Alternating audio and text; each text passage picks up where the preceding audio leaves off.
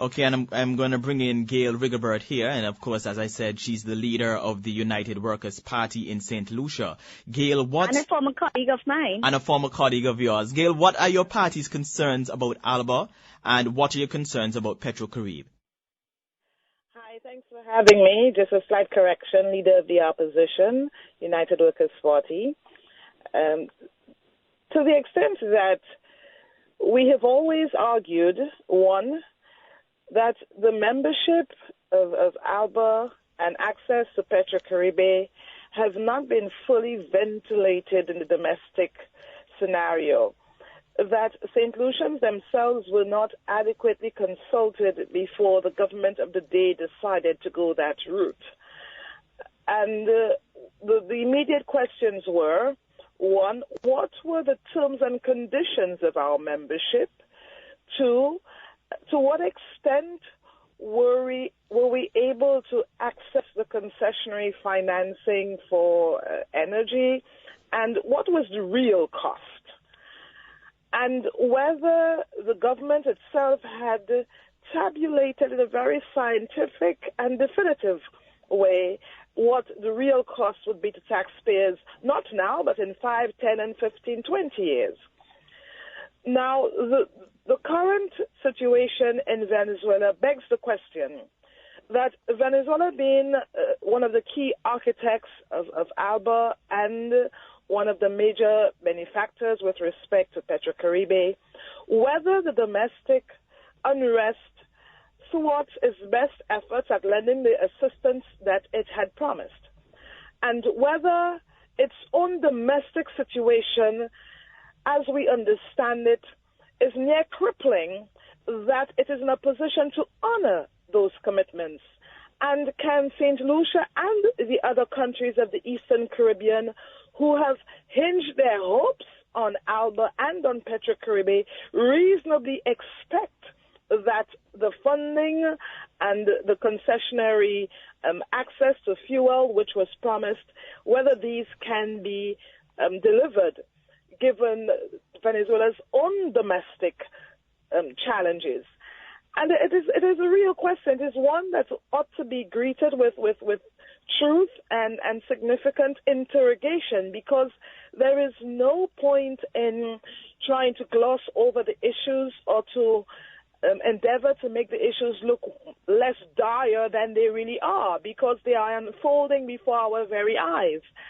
And naturally, any country would want to respond first and foremost to its own domestic challenges before it can extend a hand to any of its neighbors or members of any given regional body.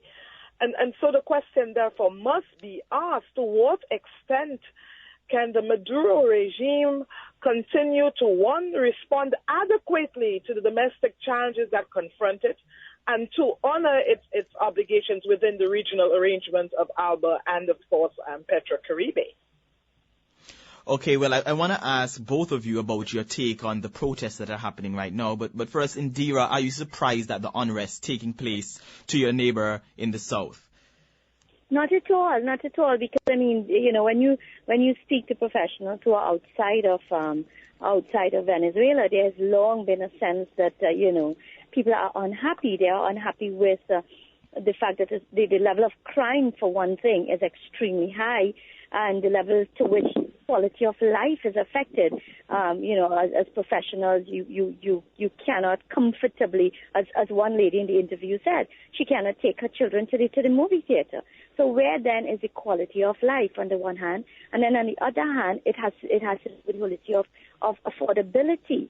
You're actually living in a situation where you're seeing the value of your dollar simply being eroded on a daily basis. And so, again, the impact on quality of living is quite high. So, obviously, Venezuela has a history. I mean, countries in that particular part of the world has a history where people, if they are unhappy, they take to the streets. They reflect their feeling in terms of unrest.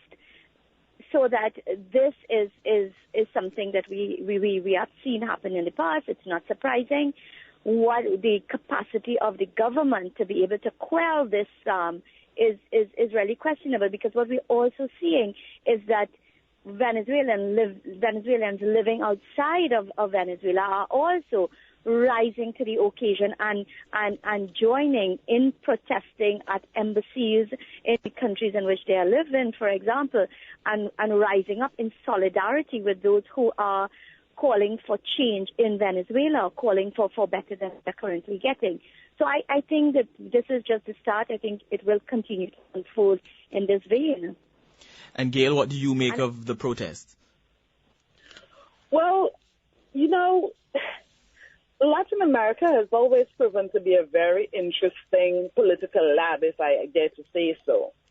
And the extent to which citizens have had to, on one occasion or another, take to the streets, resulting in various levels of unrest, is a feature of the political evolution of that region. The current situation in Venezuela is born out of the incongruence of what Chavez would have initiated, President Chavez would have initiated in his day, and what President Maduro has had to inherit, and the extent to which that those two things are incongruent in time and space, insofar as Chavismo itself speaks of a particular political culture, influence, charisma, and reach, political reach, both within Venezuela and outside of the region, and within a particular economic context as well. Maduro has, of course, inherited some of the remnants of that spirit of Chavismo, but has not been able to put a stamp, his own stamp, on his governance, and has had to oversee a very difficult set of economic variables that have led to rising debt, rising inflation, the inability of people to fend for themselves and to feed themselves. Naturally, that combination of circumstances would breed a particular kind of unrest. The extent to which it evolves into anything more serious is concerning. Where there is crisis in any part of the world, we should be concerned, and especially in our own region, especially in our own backyard. I don't know that the current economic situation, if not seriously revisited and revamped, can lend itself to a significant change in the circumstance of people on the ground. You see, when people's bread and butter issues are significantly affected, there's no telling how they will rebel, how they will retaliate, what course of action they will take. And that is what we are seeing in Venezuela. So the president certainly has to revisit the current fiscal situation and come up with some very innovative ideas as to how he can reverse the current economic trend, which is not speaking well or auguring well for the sustenance of his own economy and the livelihood of his people. Okay, and to just broaden the discussion, do you think the protest could spill over into the Caribbean, sort of like how the Arab Spring spread from nation to nation? And that's a question to Indira. I don't think so. I don't think in the Caribbean we have that kind of culture. I mean, historically, when you look at it, we haven't seen that happen. As I said, I think certainly Venezuelans living in our respective countries, they are rising in support of the people in Venezuela. But I certainly think that there will be the need for a discussion, particularly in the OECS. I don't have the facts and the figures, so I'm not in a position to be able to say to what extent or how large is the subsidy that these economies enjoy in terms of the fuel subsidy, and the extent to which it is relied upon to keep the economies going. I don't have the facts and the figure, but if, for example, it is significant, then obviously if we get to a point where the program is removed and these economies are no longer enjoying the benefit of that, the situation becomes dire, because when you look at the unemployment rate in countries such as St. Vincent and the Grenadines, for example, it's quite high. for very small economies. The economies themselves are not generating sustainable employment opportunities.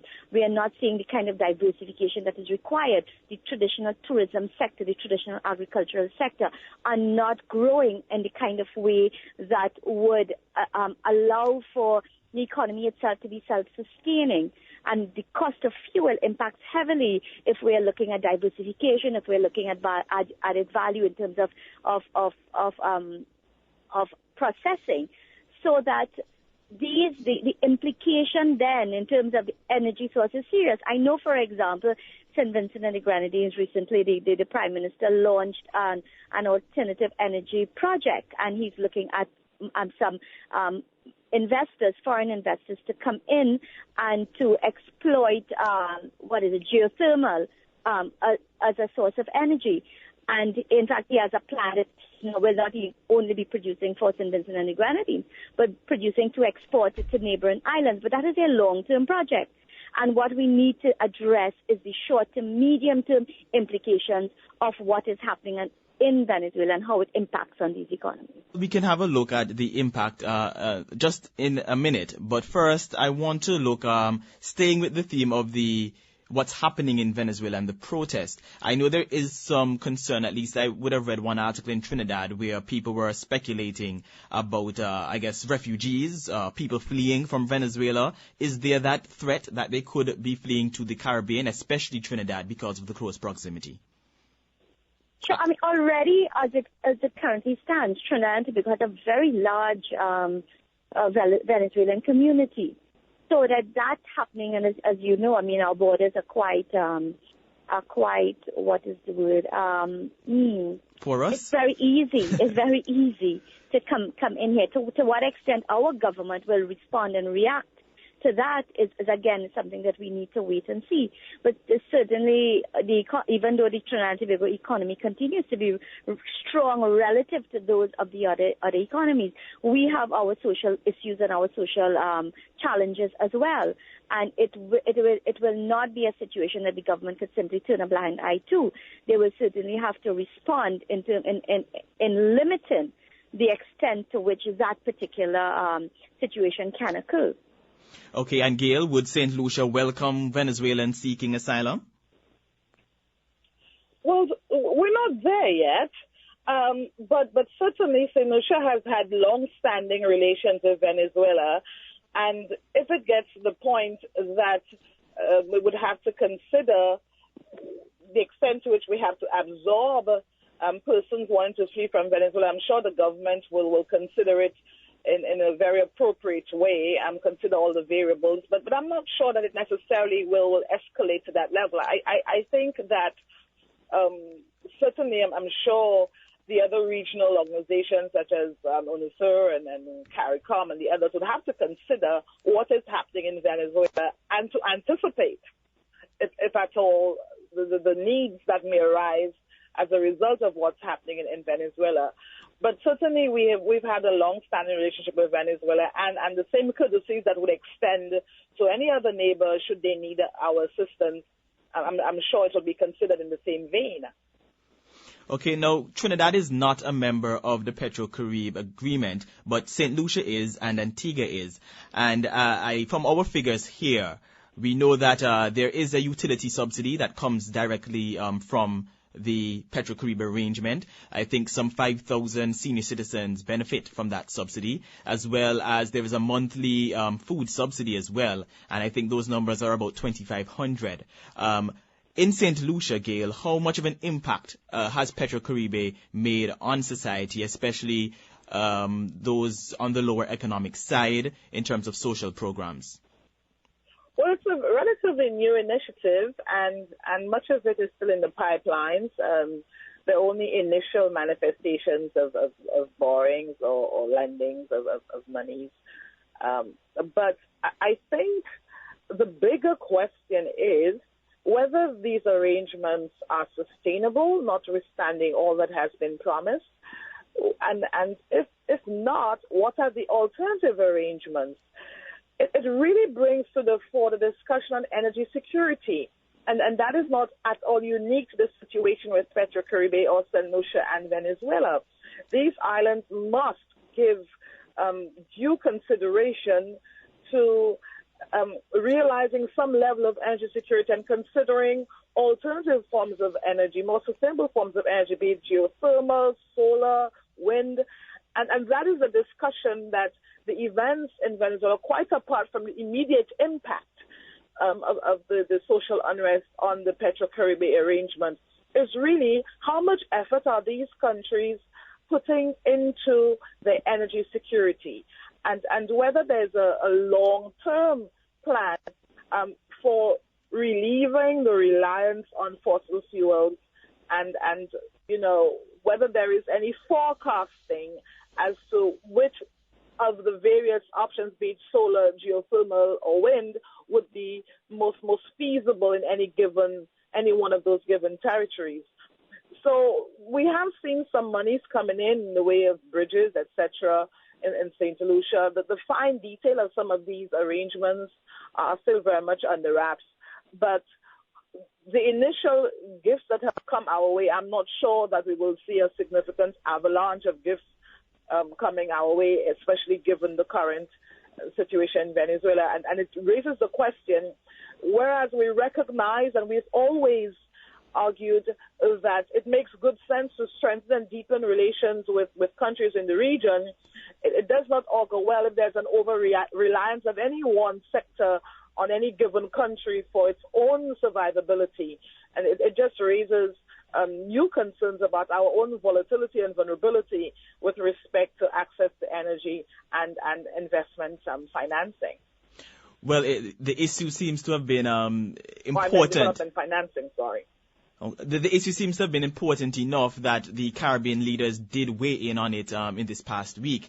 And all of them have come out in support of Nicolas Maduro, saying that he is the legitimate leader of Venezuela. But I guess I'll go to Indira first. Do you think that CARICOM should be getting involved in what is a domestic dispute in Venezuela? I don't think so. I mean, I don't think it is anywhere near the stage that is necessary for CARICOM or any other organization outside of Venezuela to get involved.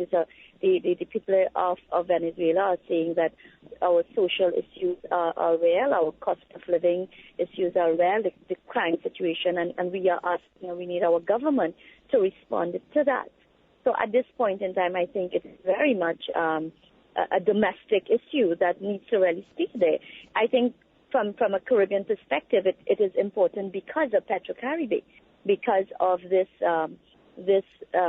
subsidy that is offered to the islands in UAS, which, as I said, if removed, there could be, the consequences must be considered. And I'm not surprised, therefore, that the governments of the region have come out in support of the current regime, because the program and its associate benefits comes from this current government, and there is no guarantee that if this government falls, that a new government will in fact continue to look in the same way with respect to this program. There's no guarantee that it will continue. So that it is not surprising that from a political perspective, there is support for the legitimate government. And in fact, there was an election and the government came into power through that process. So that all of that has been done is politically correct. But what is still required from a regional perspective is the conversation that Gale and I myself have already alluded to, the conversation of the role and the importance of energy, and what from a medium to long-term sustainability issue is required in these economies.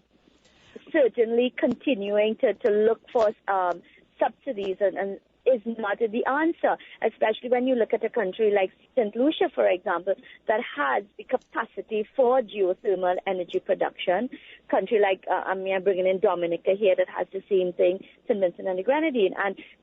And what is a mechanism then that can be found to allow these economies to harness this source of energy, the continued dependence on fossil fuel energy is certainly not an ideal one, because when you look at into the future with respect to the price of oil, it would seem the trend is that it will continue to be relatively high, even if you look at alternatives in terms of of natural gas. Even though the price has come down significantly, it still is about continuing to be dependent on an imported source of fuel. So to what extent can these economies translate the potential they have in terms of their natural resource? To what extent can they translate that and monetize that into a source of energy that can feed into their productive sectors so that the economies can, in fact, grow in a sustainable manner? That, to me, is where the conversation needs to go. And Gale, what do you think should be the discussions right now among Caribbean governments and oppositions regarding Caracas? Well, let me say, one of the concerns we've had is that we would have thought that within the context of CARICOM, whereas we're not suggesting at all that CARICOM should dictate the foreign policy of any of its member states, but I would have thought there would have been a unified position with respect to members' engagement with ALBA and with PetroCaribe. Because as you can tell, across the membership of CARICOM, there isn't a unified position. It's really left to member states individually to determine for themselves the extent to which they want to engage with ALBA or with PetroCaribe. That to my mind, is a little bit ad hoc and not as organized and purposeful and pragmatic as one would think. Whereas if within the context of CARICOM, there would have been an honest, open, pragmatic dialogue that would seek to give direction to how member states should engage with ALBA and with PetroCaribe, so as to ensure that either, on the one hand, that member states benefit in a real sense, and or two, that member states do not jeopardize their existing relations with friends and development partners in the international community.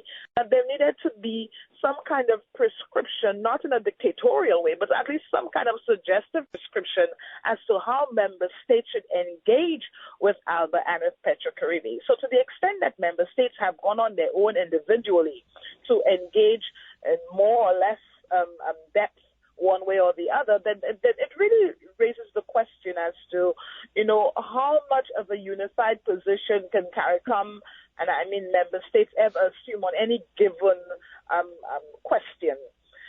So you asked earlier on whether CARICOM should become involved in what's happening in Venezuela. I don't think so. I don't think it is yet our place to become involved in what is happening in Venezuela. There's a legitimately elected government. And I appreciate the difference that can emerge out of a reading based on one's positioning and with respect to the situation in Venezuela. There's an insider-outsider perspective. There's a pro-Maduro and an anti-Maduro reading of the situation. So until such time as one is really conversant with the nitty-gritty, the intricacies of the situation, I would hesitate to say that we should become involved. I mean, I think there needs to be a closer examination of the full spectrum of issues before we become involved in that sense. But I certainly think that within our members, that a conversation needs to ensue, a very pragmatic conversation as to what relations we have with Venezuela and how we ought to engage with Venezuela, and of course consider the wider implications for our involvement in ALBA and the PetroCaribe arrangement. Well, Indira, Gale just spoke about there being buy-in in the Caribbean for PetroCaribe, but we have been hearing that there are moves towards deeper integration as we speak. We've heard about ALBA Bank and ALBA Economic Union. Should there be some caution in that area? Well, you see, I want to come back to the point that Gale made in terms of CARICOM itself. I think, it is not surprising to me then that individual countries will have their own individual positions with respect to engaging in arrangements outside of CARICOM, because to a large extent, CARICOM has really failed the region. CARICOM, I mean, even if you take the length of time that we are taking, even to, in a real sense, become a single market and economy, the extent to which, even though there is the concept of free movement of people within CARICOM, it really it's a concept only in paper, and it continues it continues to be a very stressful arrangement. And I go into Barbados, for example, and for every 4 international person that is cleared through immigration, 1 person from CARICOM is cleared, and it's still about asking, how long are you going to be here, what's your purpose, and that kind of thing. So the whole issue of CARICOM needs to really get its act together in terms of what it is, and to have a single position on the politics of another country, I think requires us to even talk about something we have not even started to, the issue of CARICOM becoming a political union. We have put the whole issue of becoming a monetary union on hold, for example, because, we're simply not ready to go there. So that even though we have this concept of CARICOM, we still remain basically sovereign nations standing basically on our own, making our own decisions. So CARICOM heads may meet. They may have certain agreements. When each goes back to their respective countries, we see very little action with respect to implementing decisions taken. So that, for us to now speculate in terms of where ALBA goes further to now, as you made the point, Venezuela is a leader player in this particular arrangement. So we really need to wait and see what unfolds in Venezuela before it is necessary to have that kind of conversation in terms of where it goes beyond now. Okay, well, we're just about out of time, so I'm going to have one final question for both of you, and that is what can we expect from the Venezuela situation in terms of aid? Will aid be reduced? Can they sustain these programs in the Caribbean? And I'll start with Gale. Well, if I am to then say my last words, I want to say, as I started off, the economy of Venezuela, notwithstanding the fact that it is a major oil producer, notwithstanding the fact that it has potential for natural gas, the economy itself is in crisis. Its debt situation is extremely, extremely high. The level to which its indebtedness is tied is owed to China is something that we didn't even get to talk about, but something that is extremely real. The situation with respect to inflation, the erosion of the value of its currency, the situation with crime, etc. When you put all of these things together, it is an economy that really needs to look internal and to fix its own situation. So when you look at that, obviously, its capacity to continue to support aid programs or subsidy programs that it can offer to countries outside of its own is very, very challenged. It continues to do so in a situation of high indebtedness, which is not sustainable. And Indira? No, that was Indira. Hi. Okay, Gale. Gale. So are these programs sustainable? Do you think that we'll see an end or a reduction in aid from Venezuela? Well, it clearly has an expanding list of domestic issues to respond to in the first instance. And as I said earlier, every country's first responsibility is to its natural constituents, which is its people, its citizens. And I would imagine that whatever resources that Venezuela has will in the first instance be spent on resolving its domestic situation, its social situation, the economic situation, which as we know that there's a dire economic problem there, and naturally it would have to resolve that.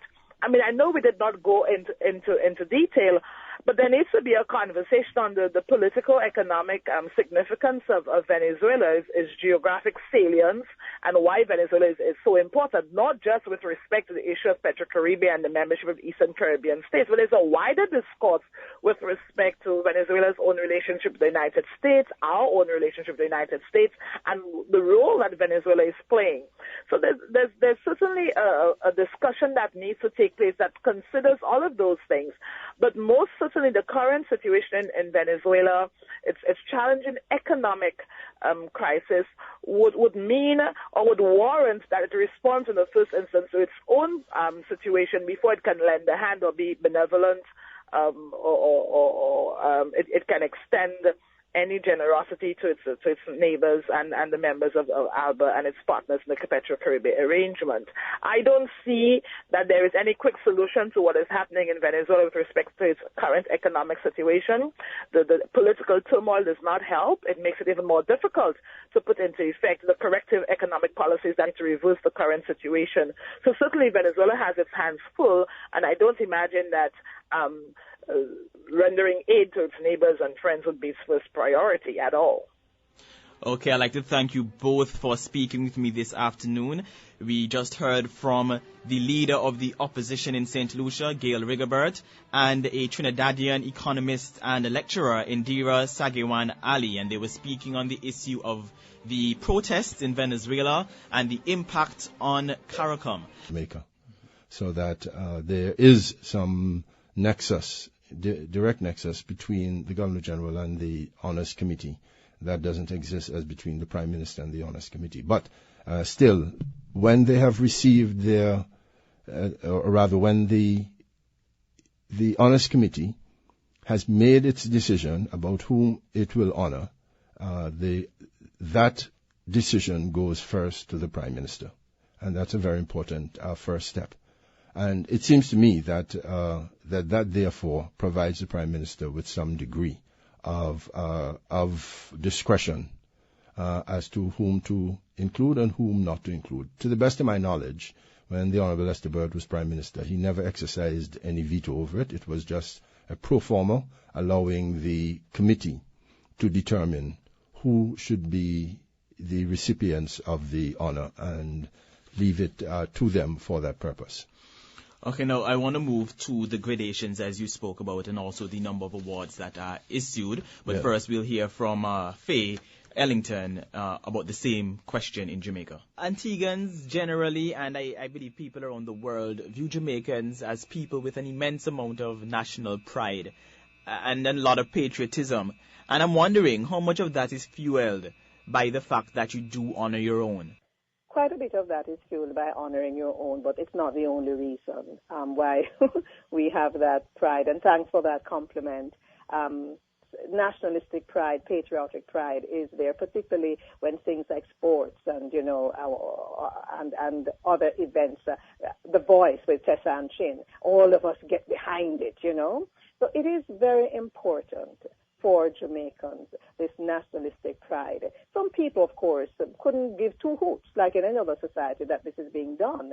But those of us who understand the development of any country will understand the importance of acknowledging and recognizing contributions made by people from all walks of life. And I will share this with you. In Jamaica, we have 6 categories of national honors and awards. We have the Order of National Hero, the topmost. Then we have the Order of the Nation, and that is shared by governors general and prime ministers. The Order of Excellence. Now, this is an interesting one. We do not very regularly hand out an Order of Excellence because it is ranked equally with the Order of Merit, with the honor of the Order of the Nation. But this is conferred upon foreign head of state or foreign head of government, and this person would have had to make a very significant contribution to the nation over time. The Order of Merit is what people like the Honourable Robert Nesta Marley has, and the Order of Merit, then the Honourable is a style and title that goes along with it. The Order of Jamaica also takes the Honourable, and then we have the Order of Distinction, and that comes in 2 classes, Commander class, which we refer to as CD, and the Officer class, which we refer to as OD. That's the one that's behind my name. Yeah, and then we have some other very important awards. Awards for gallantry, awards for meritorious service, and this is normally given to the uniformed groups like the JDF, Jamaica Defence Force, the Jamaica Constabulary Force, the Correctional Services, the Fire Brigade, etc. And we have for long and faithful service as well, and those go to all sectors, including some of them, the uniformed groups, the services, the security services. But the gallantry, for example, you know, you might hear of some young boy jumping into a river and rescuing someone. Somebody would recommend that, or it would have been in the news. So somebody somewhere at the Chancery of Honors and Awards would say, we need to consider this person for an award. That's quite a number of awards you just listed there. But there is a feeling that we are handing out too many of these awards. Do you think there should be more or fewer of these? I don't think it's a matter of too few or too many. It depends on the size of the society, and it depends on the format that is utilized each year. and also, rather, the format utilized by each country, and what the template is that we have stuck to. I have never looked at it as too many or too few. What I will say is there are times when people might question one or two. So it depends on a number of things. I would never dare to say that in Antigua and Barbuda there are too many of these things. There are a few that you can question. Well, now going to you, Mr. Hurst, I think when someone is a knight and when someone walks into the room and is introduced as a knight, there should be a certain gravitas that comes with that position, that title. Is there the danger of making these awards inconsequential, diluting that gravitas, the more people that we accord them? I don't see evidence of that. I know that it has been bandied about in the media, but that is not my experience. I know that one year, when it was approaching, I think, the 2009 elections, that there were 52 national awards given. And recently, in 2011, there were 35. The number fell significantly in 2013, despite the fact that an election was around the corner.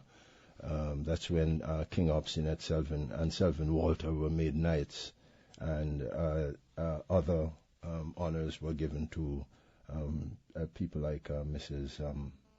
Lilia Simon and Dean Smithen and so on, and Jeff Fitzsimmons Martin.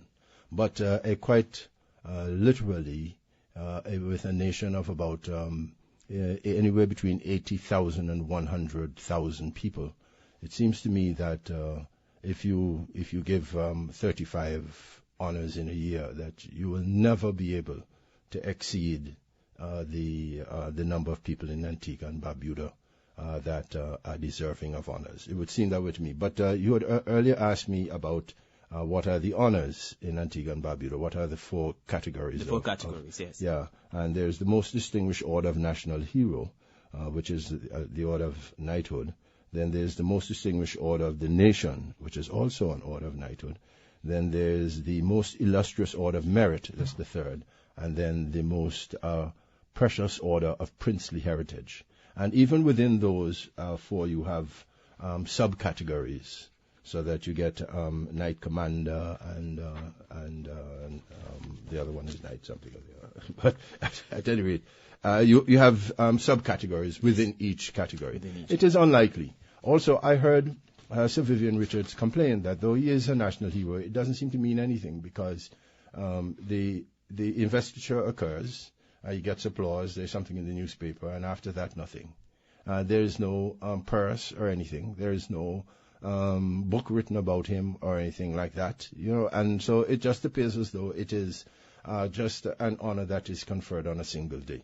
I mean, if I were seeking work with the Antiguan government, it would be to catalog all these honors into a single registry, and to have them published, and to update it from time to time, maybe once every 10 years or so that you have an updating. I think that is very necessary, because we are losing our history. The honors are conferred and then nothing happens. But I want to add, before it slips my mind, two very important amendments to the 1998 law. The first was to give the Prime Minister, the Leader of the Opposition, and the Governor-General an opportunity to appoint persons, or rather to select persons for appointment to these offices. The object was to ensure that in any one year that honors would be conferred upon persons whom these three individuals regarded as important, sufficiently important that the committee would not decide for them. These would be decided on their own. That was the object of the amendment which took place, I believe, in 2000. Okay. And it allowed Prime Minister, well, before, when he was Leader of the Opposition, Mr. Spencer, to appoint some people, or nominate some people for appointment to high office. I believe that is the way Short Shirt, for example, became a knight. And it certainly was the way in which Swallow became a knight, because the Honorable Lester Bird, as the leader, appointed, or rather proposed the appointment of Swallow to be a knight. And Obstinate became a knight because the Honorable Gaston Brown submitted Obstinate's name. And also, I believe that Andy Roberts was proposed as a night for the 2013 independence celebrations, but nevertheless was objected to by Her Excellency the Governor General, and as a consequence didn't make it onto the 2013 list. And I understand, and I don't know how true this is, that it was he who insisted that if he was going to be knighted, so must Ambrose, Amby, and Richie Richardson. And as a consequence, you had all three being knighted at this event on Friday. Mm-hmm. It was intended in part to draw people to the event, and certainly intended to uplift their spirits because they had indeed contributed significantly. Richie Richardson having been once a fast bowler who took many wickets and so on. Richie Richardson having been captain, Ambrose having taken many wickets as a fast bowler, and Andy Roberts, of course, having been the first to have joined. Well,